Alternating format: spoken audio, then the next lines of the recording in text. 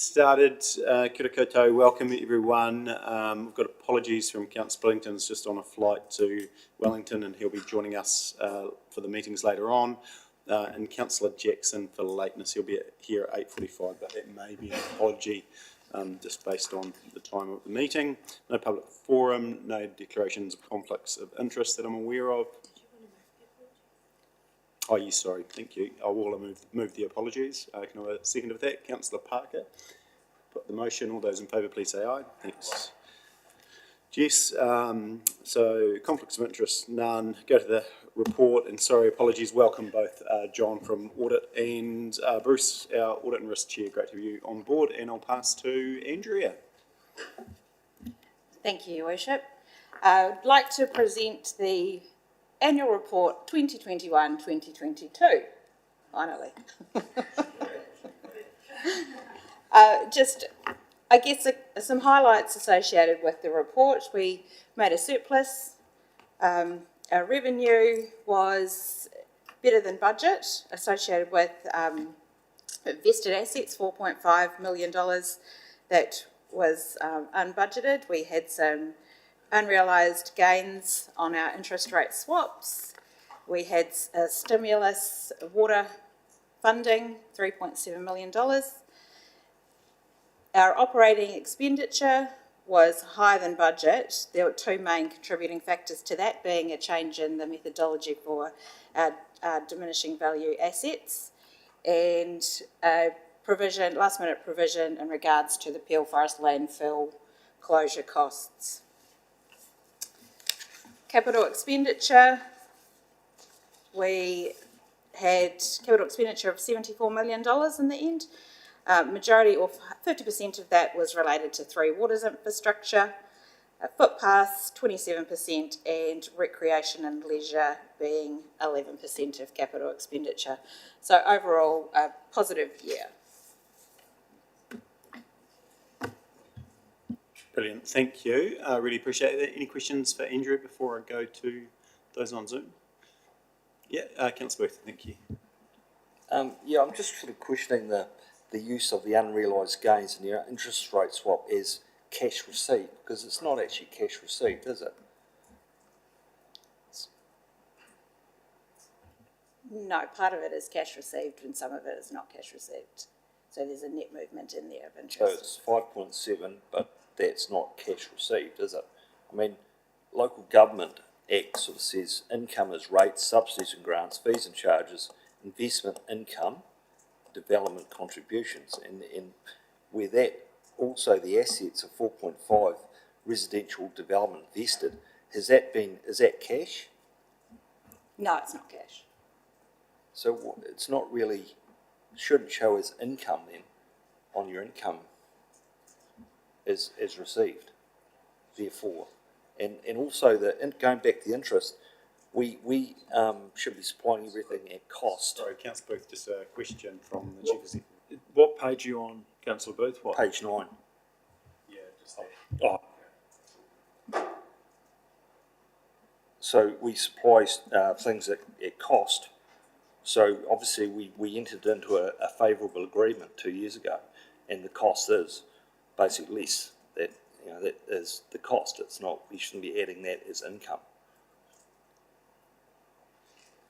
So just that's my only comment, and perhaps someone who actually knows more about it could perhaps comment.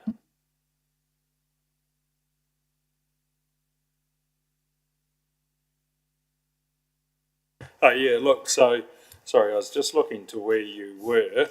What on page 9? We reference them as unrealised gains, but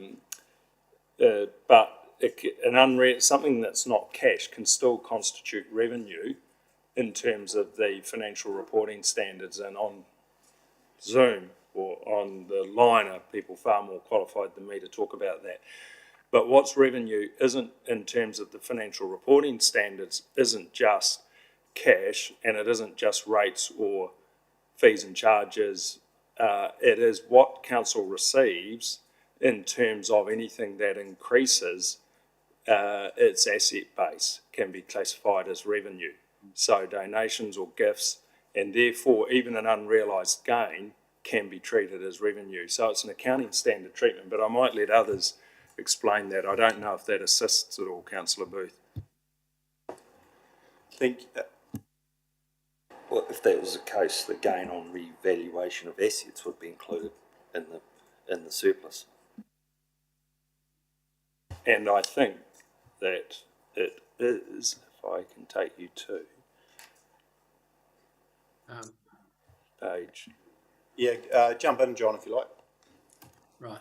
So with the interest rate swaps, what you're effectively doing is fixing the interest rate that you're going to pay on your borrowings. So that you take Timaru District Council borrows at a variable interest rate because that enables it to borrow cheaper. But by taking out the hedge, the interest rate swap, it is able to effectively convert that to a fixed rate. So you actually have to take the net effect of the hedging and the expense gives you the interest expense that you've locked in. It just gets a bit complicated with the accounting.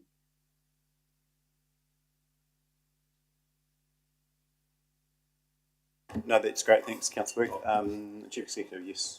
Yeah, Councillor Booth, just back to your prior question about the gain on the revaluation of assets. So if you go to page 119 of the agenda or page 107 of the actual annual report itself, you'll see that the gain on the revaluation of assets is shown, if you like, below the operating surplus, but it is shown as a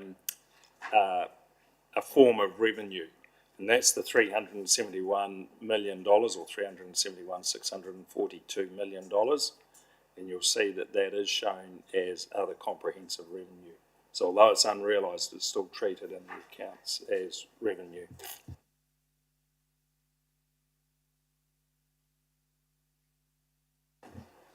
Okay, brilliant. We might now go to John first, if that's right, for commentary. Thanks, John.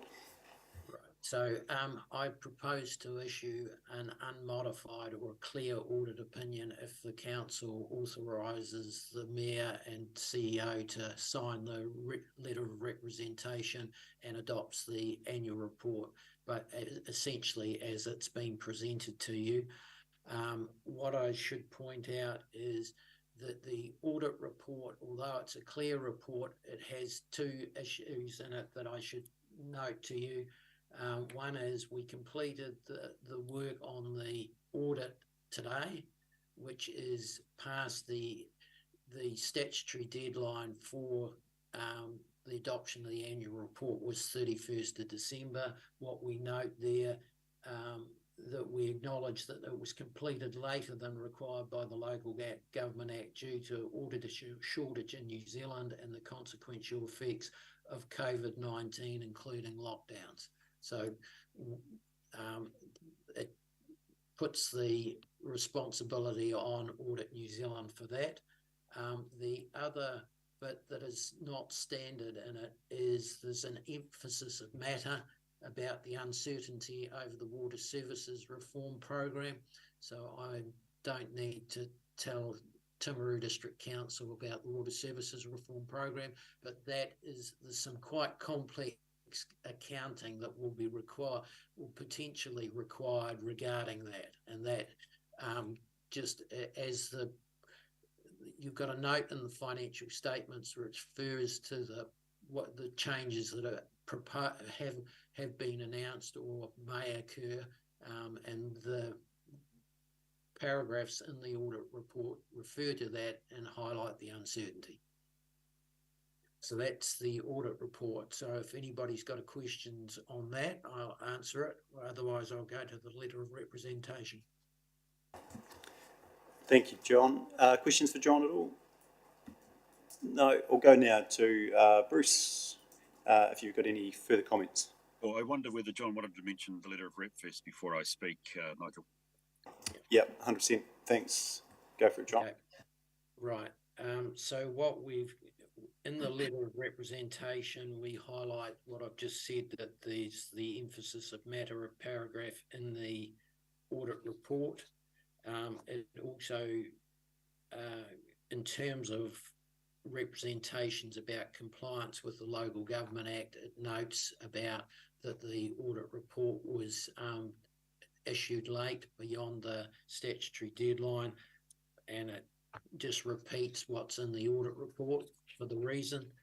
And the other significant addition is in regard to 2 North Street, just clarifying the council's position that you only acquired 2 North Street to facilitate the remediation by other parties. Yeah, brilliant, and 100% that's still correct. Thank you. Appreciate that. Bruce. Yeah, thank you, Nigel. And look, greetings everybody. And just to reflect that as your chair of your risk committee, I'm here today because the committee has the responsibility to oversee the production of the annual report and to make a recommendation to you that you adopt this annual report. At the time that we met previously last month, this month actually, I think the 3rd of July, we weren't able to deal with a complete annual report or indeed a finalised letter of rep or opinion, which would be the ideal and the normal in a given year. And so the committee delegated to me as chair the responsibility on behalf of the committee to clear the final matters as they transpired and got to the point where we are today. So it's tremendous that we've got a chance now to actually adopt and receive the audit opinion on the annual report. And we're only here in part primarily because of the very hard yards of Andrea, Jason and Trudy. And I do, on behalf of the committee, just want to officially record my deep appreciation for the significant action and steps they have taken with John, our auditor, in the course of the last 2 to 3 weeks to get us to this point. It was having to go above and beyond to actually deliver on the day. So that's tremendous. In terms of my role, there were 3 things that I needed to clear prior to today, and more formally by way of email, I've given indications to Nigel and Bede as to me completing that. So I'm pleased to be able to say all 3 matters which I need to look at have been cleared. The first is the annual report. It's gone through us many number of times and is actually probably reasonably familiar to many of you actually in the chamber. And it's good to see that we have been able to now agree with John on what is actually a fair representation of our revenue expenditure and our balance sheet and cash flows. Look, Alan, I appreciate some of the questions you have, and indeed accounting for local authorities is somewhat complex. That's not to belittle the questions that come. They're the sorts of things, particularly outside of this meeting, would be tremendous to actually have a broader debate on, or at least a development and understanding. So the accounts are fine. There are, can I say, 1 or 2 typos, which Bede and I have been talking about, but they're the sorts of things that can be fixed up prior to the actual formal publication of the annual report. The annual report, and I don't have the page, sorry, Bede, I don't have the accounts in front of me, has got the statement of compliance. That is required to be signed by Nigel and Bede, which is effectively saying these are a reasonable representation of our position. And so consequently, given the committee has completed its work on the annual report, we'd recommend that Nigel and Bede sign the statement of compliance. John has also given me a chance to look at his draft opinion, and it's exactly as I would have expected in the way he's described.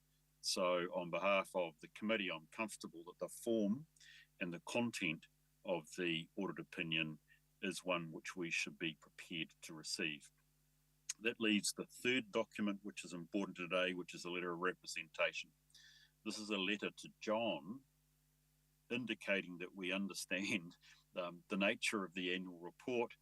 We have provided him with all information that is relevant to enable him to complete the audit.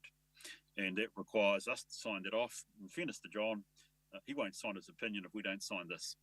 The nature of the letter of representation, again, John has highlighted, is pretty standard other than the matters that he has raised, which again I have looked through previously and have indicated to John and to Nigel and Bede that I am comfortable that the letter of rep should be signed.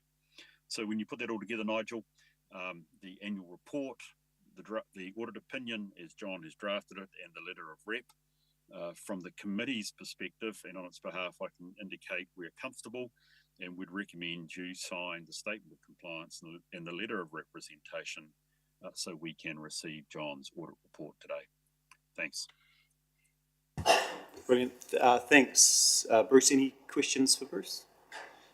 No, that's great. So we'll go to the motion now. So we've got the council receive and adopt the annual report for the year ended 30th of June 2022. That the statement of compliance be signed. We also just need to delegate authority to make minor typographical changes to the Mayor and Chief Executive. And the letter of rep has been signed, so that doesn't need a motion, does it? I don't think so. No, I'm comfortable with that. So I'm happy to move that. Can I have a seconder? Councillor Burt, thank you. Any further discussion? No, I'll put the motion. All those in favour, please say aye. Against, carried. Thanks everyone. Thanks to the team, all those involved. And I'd just like to extend my thanks that echo Bruce's words before to the team, so I really appreciate that. Thanks Bruce and John for taking the time, and enjoy the rest of your Tuesday. Thank you very much, you guys. Best of luck for the day. Bye. Thank you. Cheers. Alrighty, brilliant. Meeting closed, and we'll be back at 10 o'clock for committee meetings. Thank you.